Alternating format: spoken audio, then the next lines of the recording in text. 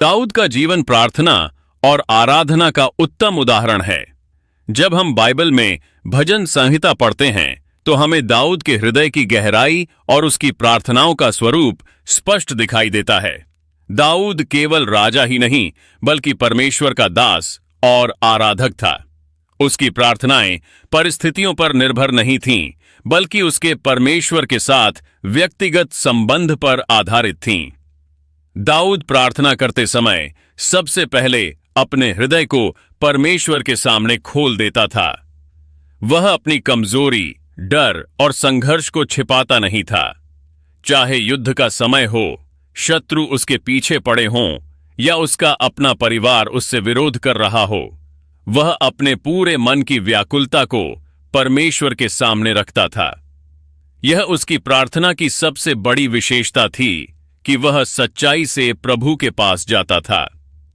दाऊद की प्रार्थनाएं केवल याचना करने तक सीमित नहीं थीं। वह परमेश्वर की महिमा करता, उसकी महानता को स्वीकार करता और स्तुति गीत गाता था। उसने बार बार कहा कि परमेश्वर उसकी चट्टान, गढ़ और उद्धारकर्ता है। उसकी प्रार्थना में धन्यवाद और स्तुति का विशेष स्थान था।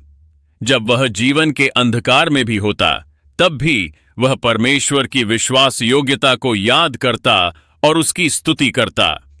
दाऊद की प्रार्थना में विश्वास झलकता था। उसने लिखा कि चाहे मैं मृत्यु की छाया की तराई में होकर चलूं, मैं किसी से नहीं डरूंगा, क्योंकि तू मेरे साथ है। यह वचन उसके गहरे विश्वास को दर्शाता है कि परमेश्वर हमेशा उसके साथ चलता है।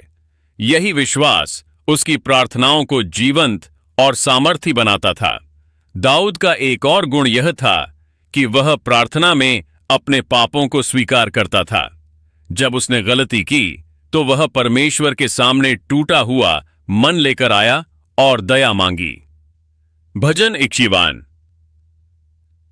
गान इसका सुंदर उदाहरण है। उसने स्वीकार किया कि उसने पाप किया है और परमेश्वर से शुद्ध हृदय और नया आत्मा मांगा। उसकी प्रार्थना में पश्चाताप का भाव था, जिसने उसे परमेश्वर के और निकट ला दिया। दाऊद का जीवन यह भी दिखाता है कि प्रार्थना केवल समस्या के समय नहीं, बल्कि हर समय करनी चाहिए। उसने सुख और दुख दोनों में प्रार्थना की। जब विजय मिली तो धन्यवाद दिया और जब हार मिली तो दया मांगी। उसके लिए प्रार्थना जीवन की सांस की तरह थी।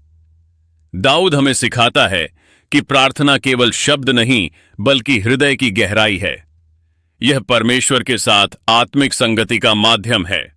उसकी प्रार्थना में प्रेम, विश्वास, पश्चाताप, स्तुति और धन्यवाद सब शामिल थे। यही कारण है कि परमेश्वर ने उसे अपने मन के अनुसार व्यक्ति कहा। आज हम भी दाऊद की तरह प्रार्थना करना सीख सकते हैं। जब हम ईमानदारी, विश्वास और टूटे हुए मन से प्रभु के सामने आएंगे, तब हमारी प्रार्थनाएं भी सुनी जाएंगी और हम परमेश्वर की उपस्थिति का अनुभव करेंगे। अगले नए संदेश के लिए चैनल को सब्सक्राइब जरूर